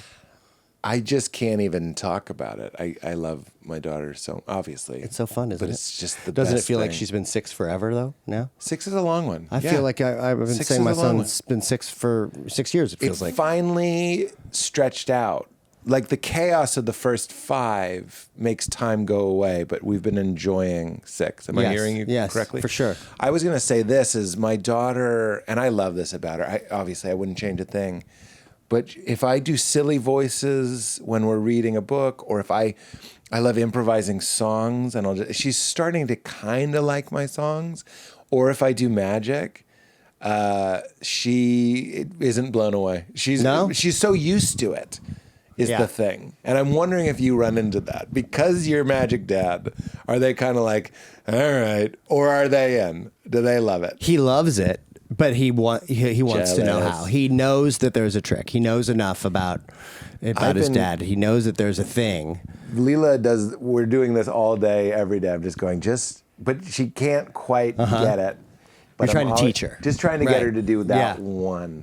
And when she does it, the problem with her is I'll show it to her, then she'll right away Immediately, want to show yeah. somebody. And I'm like, it's missing that. And I'm sure we talked about this the last time you were on, but like, I love the lab of it. Like you're alone in your bedroom, just imagining a potential of learning something smoothly enough. Mm-hmm.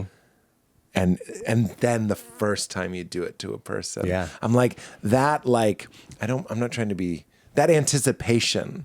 You know what I mean? We're all running up to like sex. Like we just want the applause. Let's call that the sex. Mm-hmm. But like it's the making the meal and pouring the wine and lighting the candle. That's like that makes everything better. So my daughter, I think, being more of the instant gratification generation already.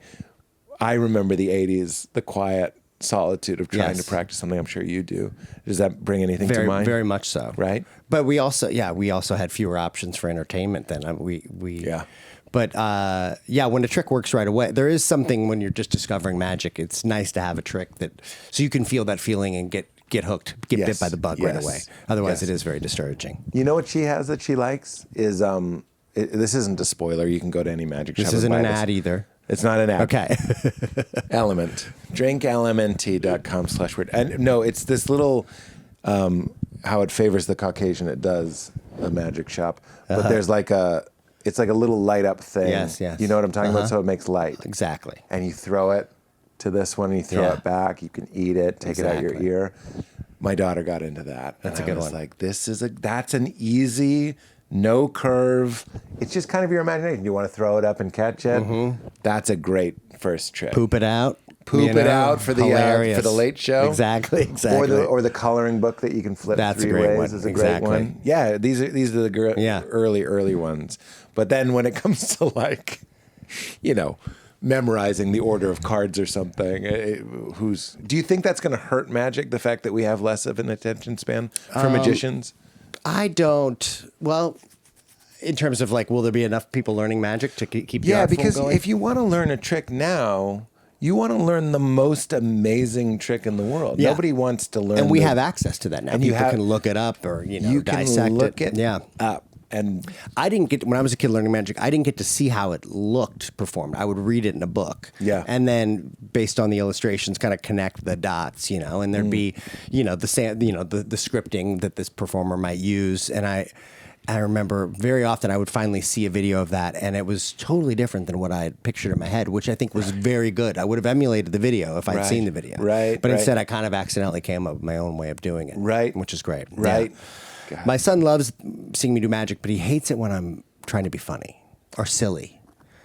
His sarcasm bone is not kicked in yet. He doesn't. He just wants the real. Yeah, is that real? Did you really do that? No. My daughter just started allowing me to make up stories. She goes, I want a real one.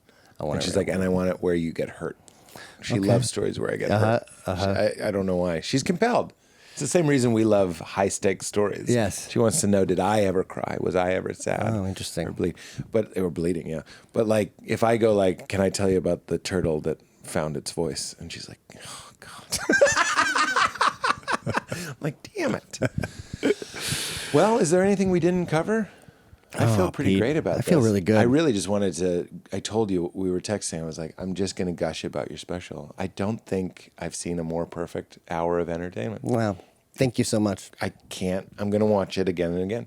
Thank I think you. it's unbelievable. Thank you should so be much. Really, really proud. I'm very proud. Do you have the next hour? Are you working on it? I've got maybe the next 45 or 50. Oh, nice. Yeah. Nice. Because when I tour, I do 90. Okay. Because I just So you liked cut it. 30 out of this special? Yeah. Mm-hmm. Wow. I cut, a couple bits that just didn't make it to tape night, and then there was an encore that I shot but didn't do. Wow. That was a tearjerker about my mom. No. Yeah. Isn't it weird that I said that? Yeah.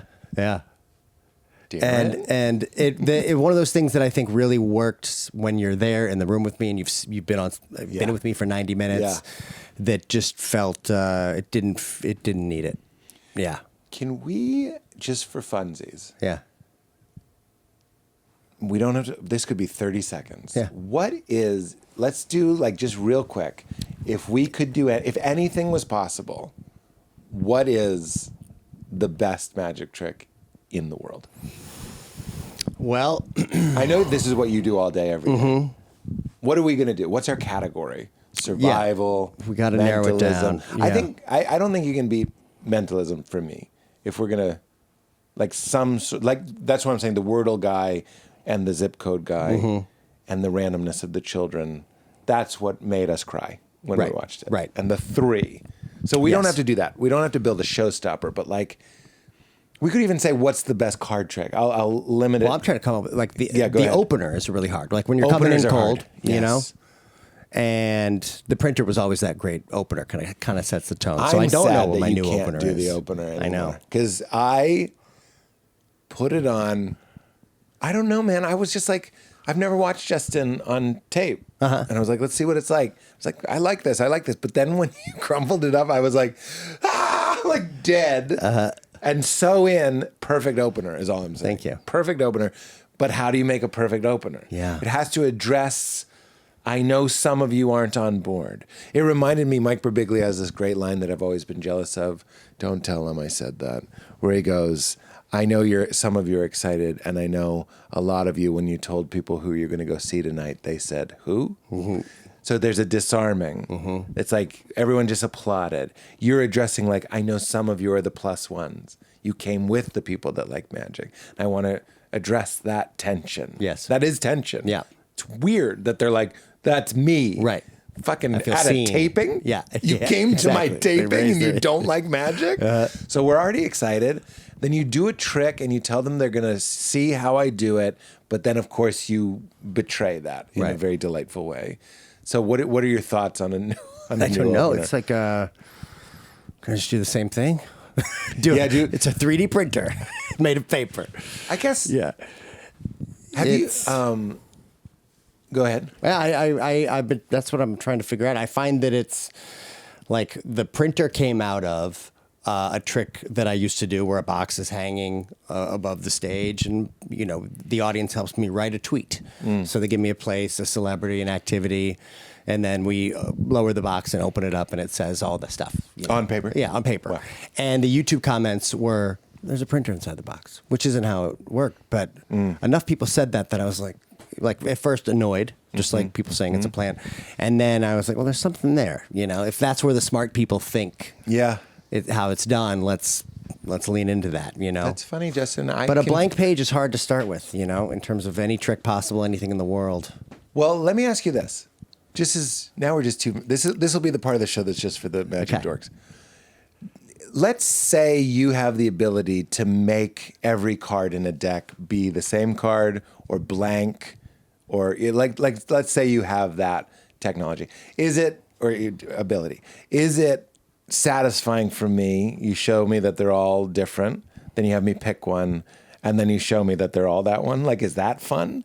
That doesn't feel that fun. And why doesn't it? Because it's amazing. I know. This is what I'm trying to get at. The narrative, so you just showed me there are 52 different cards. And then what if I pick one face up? That's more fun. I pick one face up and everyone can see. It's completely transparent. And then you swipe them away and then you pull them out and then you flip them over and they're all the same card. Now I'm more on board.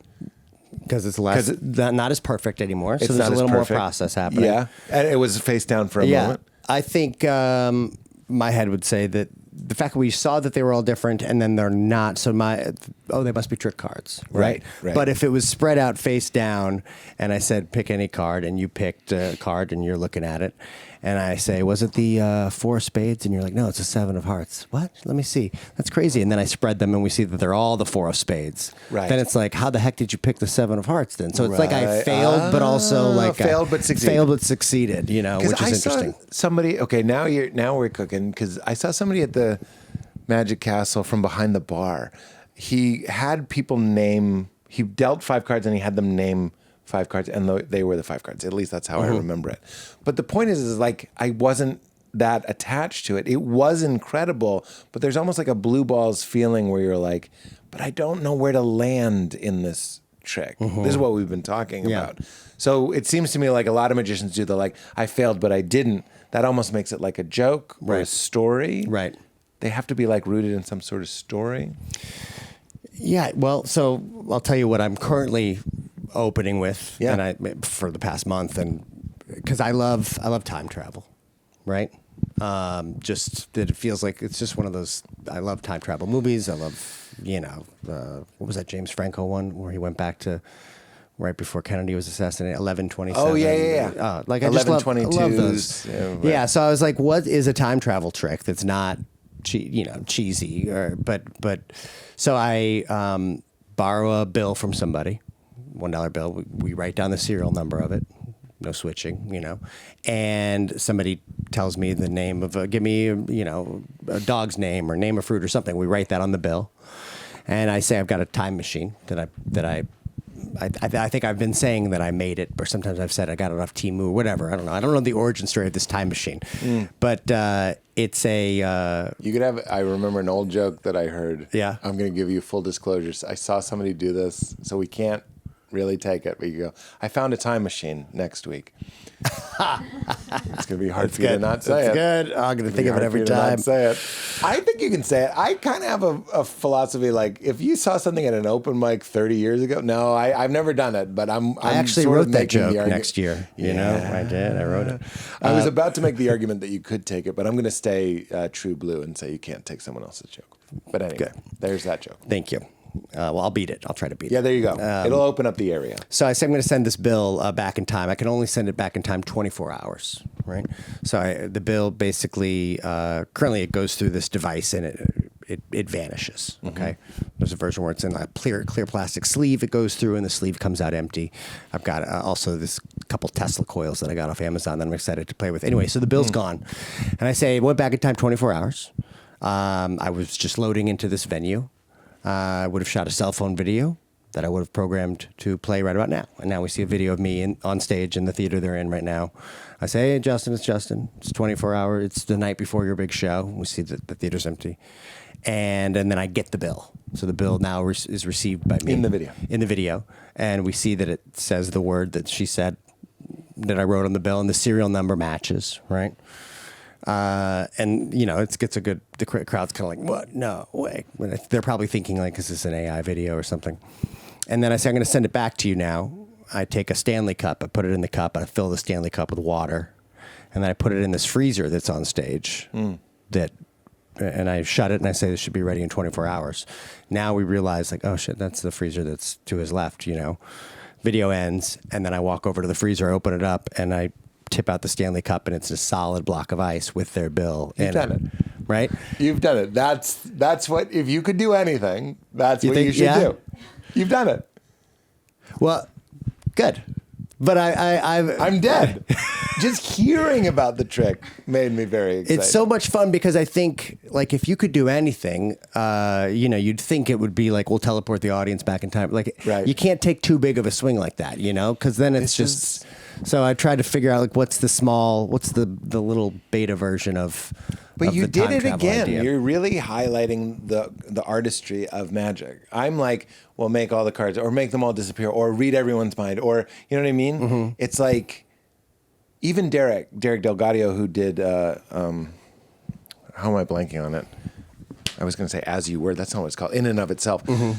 He has everyone pick a label for themselves. So it becomes very meaningful that he's like thief. Right. You know what I mean? Right. Or like lover, friend, or whatever. Very sweet, but it has to be rooted in some sort of heart. This is the real magic of what you're doing. Time travel, you got us thinking about the past. Wouldn't it be nice if we can control it? The randomness. What would you do if you could tell yourself in the past something? Wow, that's a really great effect. As a comedian, I'm like, it doesn't, and I know you know this, it doesn't address top of show. No, I know what I mean? And it also seems like kind of long. Yeah. Like, remember when Bo Burnham opened a special where like the curtain comes up and he's there in a hoodie and there's and then he walks out? Yeah. He says, get out of here. Yeah. It wasn't him. That. Exactly. It's a great opener. Great opener. Because it's like, what if I was like Bo Burnham, but it's not him? Right. Quickest, fastest joke. Also, he does that bit where he rips his workout pants off, and he's just got a duplicate pair of the same workout pants underneath. Like this, Quick. Exactly. Because at the beginning of the show, the tension that's being addressed is, I'm Justin, I'm magic, I'm better than you, I'm smarter than you. Right. So you go, I'm going to show you how it works. You're going to show them that they're right, and then you're going to show them that you're right. It has a this. I'm going to think about it. I don't know. I mean, you're so good at answering the question, what would you do if you could do anything? But then you're showing me the restraint and the artistry to pick what you should do to delight people. Well, this, I guess, what came, the initial kernel of that idea with the ice was that Ricky Jay story. I was riffing with Daniel Kino, who I bounced ideas with. He was like, what can you do with that? Because it's such a legend, right? Yeah. Making a block of ice appear in the middle of an freezing interview. a dollar bill, in less time than it would take to freeze a dollar bill. Is fun. Very because we all know how ice works. We all know how ice works. We all know you can't rush it. Boiling, hard to rush. Freezing, hard to rush. Yeah. What do we do with boiling? What do we do with boiling? I'm dead, man. Have you seen Nate Staniforth? Staniforth? Is that his name? Yeah. His lottery trick? Yeah. Yeah, it's great. He told me it cost him $10,000 to develop that. Oh, I believe it. Yeah. I've seen that trick. You saw him do it in person? I've never seen him do it in person, actually. I saw him do it so this trick is Nate has a lottery ticket in his wallet. Mm-hmm. By the way, Nate loves that I've been trying to figure this trick out for 10 years, so this isn't talking out of school. Every once in a while, I'll text him a question. He'll either answer it or not. But there's a group of people around, and he says, give me numbers between 1 and 100 or whatever. Mm-hmm. And then he has a lottery ticket in his wallet that is those numbers. Right. And it's insanely cool. And the only moment of opportunity is when he's taking it out of his wallet. And it's like a flat ass squatted wallet. Yeah. It's on a stool the whole time. It's on a stool. Yeah. I saw him do it once where there was a mic, and I'm like, is there a printer in the mic? All my guesses are stupid. Right. But man, I love that trick. That's good. It's so clean that he's able to make the presentation of the trick about, his patter is about how this is going to keep you up tonight. Yeah. And they throw the ball. Yeah, they throw the ball. You throw he's taking that and saying, you catch it, and now you throw it. Exactly. And then the next person. That's how he gets the 5 people, because he was tired of people saying their plans. Exactly. Dang. Do you know how he does it? I do know how he does at least a version of it. Yeah, he wrote a book about it. Like he A book about that trick? Yeah, he explored like every possible way he could do it. What? There's a book? There's a book that What's the book called? I don't think you can get it on Amazon or anything like that. You have to But go to you have to go to Amazon. Nate Staniforth's house and get it. But he, published like a limited number of them. Just because I think with magic, once you publish it, you're now on record historically is that is Nate Staniforth's trick. You know what I mean? It's like the irony of patenting an idea lets the secret go. This book. Yeah. This is me finding out there's a book. Yeah. He's written a couple. He wrote a great memoir too about I read the magic. memoir. Yeah, I read the memoir. Here is Real Magic. It's called. It's a great book. Yeah, I didn't know about the secret book. yeah. Okay. Okay. I'm gonna Cat's find out that of the book. bag. Cat's out of the bag. Yeah. In summation, Yes. everybody watch Magic Lover. It's unbelievable. It's unbelievable. It's just unbelievable. I love it so much. Thank you, Pete. You're incredible. Thank you so much. I think this is it's an honor to know you. Thank you. I've been looking forward to this. Me too. And this was a great chat. Thank you. Yeah, so fun. Do you want to say anything about the meaning of life or the hardest time you've ever laughed? Oh man. You don't have to. Well, You can though. I'm here for it. So the hardest I ever laughed, and I laughed again the other day pretty hard just thinking about it. Maybe you've seen this trick where the magician, typically they get somebody out from the audience and I'm going to make you a magician. You put this kind of modified tuxedo jacket on them where your arms look like their arms, you know. It's probably an old improv gag, game too. And you're doing magic and you're kind of telling them how to facial expressions to do to make this funnier, you know. On Magic for Humans, we did it to a guy on a bunch of first dates where I was like behind the restaurant booth through holes and I just remember this idea was like, well, in the room when we came up with this idea, we were just dying laughing because the idea that these girls, it's like a speed dating thing, and they don't know that this is a bit, you know, they just think it kind of looks weird, and it just was so funny, and then it was so funny to do, and I was laughing so dating hard. Multiple people. It was like a speed dating. Like you get 2 minutes in the first round just to kind of hit it off, and I'm telling him what to say and what to do. This poor guy is just like my puppet, and just doing the most, somebody trick inappropriate. I'm shoving stuff in his mouth coils, and he's just going with it, making a bird appear. At one point, I think I just take out a ham sandwich and he eats it, like no trick at all. And it was so funny to shoot, and then so funny to finally, even now 5 years later, watching it back, so much so that I'm like, I need to put that bit back into my show because it was just so. That's what we were talking about. So funny. Sometimes you bring back a classic. Yeah. I've never done it in my live show, so I think I will. Oh, that's fantastic. You know, Joe, we have to intercut it with the bit because that's a great clip. Great bit. That's fantastic. Well, thank you very much. Thank you, Pete. My friend. I'm honestly I don't know how to say it any more clearly. It's just, I'm blown away. Thank you. You made an incredible piece of art. Thank you. And thank you. Pleasure. Would you say keep it crispy? Keep it crispy. I'm trying to remember my old zip code in Beverly. Beverly, Mass. Oh, There used to be a 984? 01. No. There used to be the Cabot Street Theater there. In Beverly. Yeah, that's right. Yeah, magic show. LeGrand David. Did you ever go see that as a kid? No. Oh, wow. Okay. You say a zip code, I'll tell you where it is. 02116. 02116. Well, 02 is Massachusetts. 116 is Western Mass. No, Lisle, Massachusetts. It's Boston. I don't think Lisle. Lyle. It's Lyle Menendez. Lyle. Lyle Menendez, Massachusetts. Lyle Crocodile. That's what I think of. Thank you, my friend. Thank you, Pete. That was great. So fun. You made it